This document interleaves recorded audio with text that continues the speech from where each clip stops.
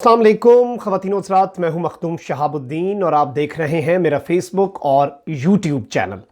ख़वातीन व हज़रात, पाकिस्तान जो है आए दिन वो आलमी सतह पर कामयाबियां समेट रहा है और इसका एतराफ़ हम लोग नहीं बल्कि इंटरनेशनल मीडिया और आलमी जरीदे जो हैं, मोतबर आलमी जरीदे इस बात का एतराफ़ कर रहे हैं। और अब पाकिस्तान जो है वो पहले तो एक बहुत बड़ा गेम प्लेयर तो था ही था, पाकिस्तान की एक अपनी अहमियत थी। अब पाकिस्तान एक इंटरनेशनल एस्टेब्लिशमेंट का हिस्सा बन चुका है। जिस तरह से मुल्कों के अंदर एस्टेब्लिशमेंट होती है, इदारे होते हैं जो कि एक तरह से सिविलियन हुकूमत से भी बालातर होते हैं और वो तमाम तर मामलात को कंट्रोल कर रहे होते हैं, चाहे अमेरिका हो, चाहे जहां पर भी आप चले जाएं। अमेरिका के अंदर मिलिट्री एस्टेब्लिशमेंट है, जैसे कहा जा रहा है कि अफगानिस्तान की पॉलिसी जो है वो बिल्कुल शिफ्ट नहीं हो सकती क्योंकि वो एस्टेब्लिशमेंट की पॉलिसी है, चाहे बाइडन हो या ट्रंप हो। उसी तरह से एक इंटरनेशनल एस्टेब्लिशमेंट है जिसमें इंटरनेशनली और पूरी दुनिया के मफाद को देखा जाता है और फिर कुछ फैसले किए जाते हैं कि अब मुल्कों के तनाज़े और मुल्कों के मफादात को किस तरह से मैनेज किया जाए। पाकिस्तान और चीन के ताल्लुकात आपके सामने, पाकिस्तान और रशिया के ताल्लुकात बहुत बड़े और डिप्लोमेटिक जरीदा है, इसने बहुत बड़ा इंकशाफ किया है और इसने ये बात कही है, बहुत बड़ा दावा किया है कि इसमें पाकिस्तान का किरदार था रशिया से ये डील कराने में। मैं पूरा आपके सामने इसकी डिटेल्स रखूंगा आगे चल के और बताऊंगा कि पाकिस्तान और रशिया के ताल्लुकात किस तरह से इंडिया को तबाह बर्बाद करेंगे अभी।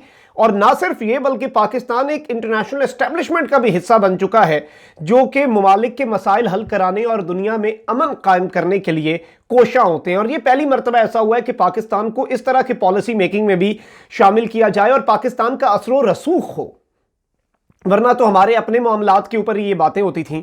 तो इस बात को भी डिस्कस करना बड़ा ज़रूरी है। आज की इस वीडियो में इन तमाम तर पहलुओं का हम जायज़ा लेंगे, लेकिन उससे पहले अगर अभी तक आपने चैनल को सब्सक्राइब नहीं किया तो सब्सक्राइब कर लें और घंटी के निशान को भी दबा दें ताकि आने वाली तमाम तर वीडियोज़ जो हैं वो आप तक पहुँचती रहें और इसी तरह मुकम्मल ईमानदारी के साथ मैं और मेरी टीम आप तक हक़ाइक़ पर मबनी मुसद्दिक़ा और मुस्तनद खबरें जो हैं वो पहुँचाते रहें। ख़वातीन व हज़रात, पाकिस्तान ने गुज़श्ता चंद सालों के अंदर बहुत बड़ी बड़ी कामयाबियां इंटरनेशनली समेटी हैं। पाकिस्तान आइसोलेट हो चुका था और जो मोदी बात करता है उसका मैं एतराफ़ करता हूं कि मोदी जब कहता था कि हम पाकिस्तान को तनहा कर देंगे तो पाकिस्तान को ये लोग तनहा कर चुके थे।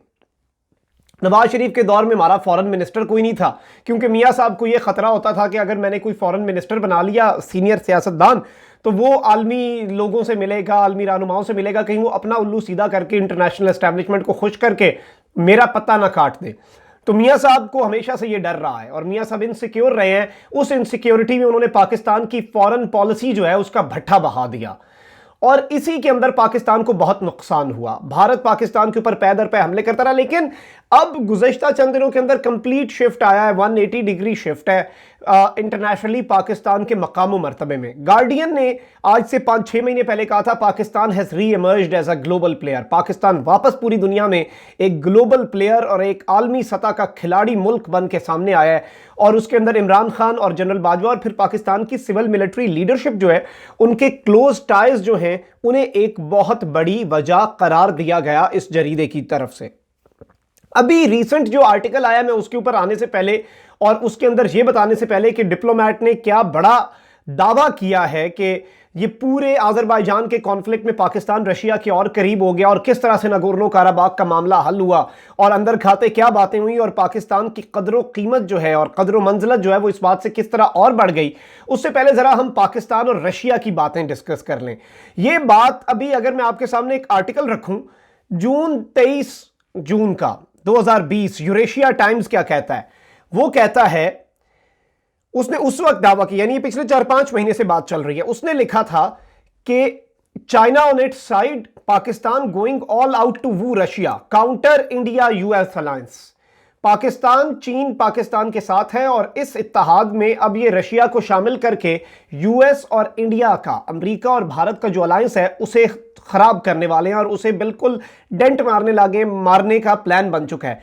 और इसी के मुतल्लिक इन्होंने बताया कि इन्होंने ये दावा किया कि पाकिस्तान, और जारी बात है उस वक्त शाह महमूद कुरैशी और सरगई लारोफ जो हैं वजीर खारजा रशिया के, उनके दरमियान भी बड़ी अहम मीटिंग्स हुई, बड़ी अहम मुलाकातें हुई और बड़ी अहम गुफ्तगू हुई।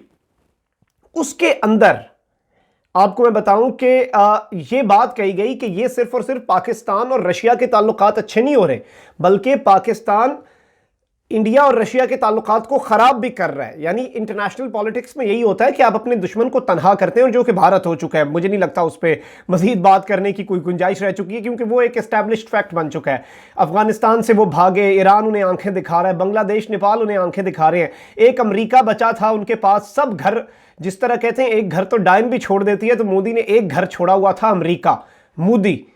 और उसके भी हारने से, ट्रंप के हारने से मोदी जो है उसे अब वो कहीं के नहीं रहे। यानी ना वो घर के रहे हैं, ना वो घाट के रहे हैं, और आने वाले दिनों में उनके साथ कुछ इसी तरह का होने वाला है। अभी मैं अगर आपको बताऊं तो 4-5 साल से गुज़श्ता जो रशिया और पाकिस्तान के दरमियान वॉर जो एक्सरसाइजेज होती हैं, मिलिट्री ड्रिल्स होती हैं, उनका भी आगाज किया गया है। और अभी रिसेंटली जो हमने आपको बताया कि कराची से कसूर तक एक पाइपलाइन बिछाने का रशिया का मंसूबा है, अरबों डॉलर की सरमायाकारी है, इसके ऊपर भी बहुत बड़ी पेशरफ्त हुई है और मुआहदा साइन हो गया है। इंडिया के अंदर इसकी बड़ी दिलचस्प रिपोर्टिंग हुई। वो अब अपने दिल को समझाना है। वो कहते हैं कि मिर्जा गालिब ने कहा था दिल के खुश रखने को, गालिब ये ख्याल अच्छा है, तो what ever helps them sleep at night. उन्होंने भी इस तरह की एक बड़ी खबर लगाई, आउटलुक इंडिया है, और मुझे बड़ा खुशी हुई इस तरह की खबरें पढ़ के, जब वो आएं बाएं शाएं करते हैं। Pak Russia sign revised gas deal rename project, कि वो कोई पुरानी ही डील है, उसी के ऊपर बस उन्होंने कोई नाम बदल के पुरानी पैकिंग नई पैकिंग के अंदर पुराना मंजन बेचा। ये उन्होंने इस तरह से इसे रिपोर्ट किया है। लेकिन इंटरेस्टिंग और दिलचस्प बात और सबसे इंपॉर्टेंट चीज है डिप्लोमेट का आर्टिकल जो नागोर्नो काराबाख कॉन्फ्लिक्ट के ऊपर है, और इसका टाइटल भी यही है कि Nagorno Karabakh conflict diplomatic repercussions for Pakistan. और इन्होंने बड़ी इंपॉर्टेंट बातें कही हैं। उन्होंने लिखा है while Nagorno Karabakh is over 2000 kilometre from Pakistan borders, its conflict may have a lasting effect on Pakistan diplomacy. अलबत्ता नागोर्नो काराबाख 2000 किलोमीटर दूर है पाकिस्तान की सरहद से, लेकिन इसके पाकिस्तान की डिप्लोमेसी पे बहुत ही दूर रस नताइज, लास्टिंग इफेक्ट्स होने वाले हैं, ये दावा किया द डिप्लोमेट ने। और इसमें भी इन्होंने यही बात कही है कि पाकिस्तान ने खुल के सपोर्ट किया, और ये बड़े कम इस तरह के मौके होते थे कि पाकिस्तान इस तरह खुल के किसी मुल्क को सपोर्ट करे। ब्रादर मुस्लिम ममालिक के साथ पाकिस्तान के इत्तेहाद का इन्होंने जिक्र किया, और फिर रशिया के साथ पाकिस्तान के वॉर में होते हुए टाइज और ये जो बर्फ थी उसके पिघलने का इन्होंने बड़ा डिटेल में जिक्र किया। और इसके अंदर इन्होंने बड़ी दिलचस्प बातें कही हैं। इन्होंने इसमें कुछ इसराइल के मुतल्लिक भी बात की कि इसराइल भी सपोर्ट कर रहा था, खैर वो इतना ज़रूरी नहीं है। इसराइल के मुतल्लिक भी कहा कि आज़रबाईजान को तो वो भी सपोर्ट कर रहा था, लेकिन इन्होंने जो रशिया के मुतल्लिक बात कही, क्योंकि आज़रबाईजान ने रशिया का तैयारा गिरा दिया था, जंगी हेलीकॉप्टर, सॉरी, और उसके बाद ये तवक्को की जा रही थी कि कोई बहुत बड़ा रशिया की तरफ से इकदाम होगा, क्योंकि एक तरफ टर्की था, एक तरफ रशिया था, और रशिया जो है वो आर्मेनिया के साथ था। लेकिन इसके अंदर इन्होंने ये दावा किया और ये बात कही है कि पाकिस्तान का इस पूरे कॉन्फ्लिक्ट की रेजोल्यूशन में और इसे रिजॉल्व करने में एक बहुत बड़ा किरदार रहा है। और ये पुरअमन तरीके से जिस तरह हल हुआ, और पुरअमन तरीके से ना सिर्फ हल हुआ बल्कि जो मुआहिदा हुआ वो बिल्कुल पाकिस्तान की इत्तेहादी, पाकिस्तान जिसे सपोर्ट कर रहा था आज़रबाईजान, उसके हक में बेहतर है। और आर्मेनिया ने तो इसे, आर्मेनिया के वज़ीर आज़म ने तो इसके ऊपर कहा था कि ये हमारे लिए बड़ा तकलीफ दे है, जबकि आज़रबाईजान में जश्न हो रहा है, नागोर्नो काराबाख का इलाका आज मुकम्मल तौर पर खाली हो गया है।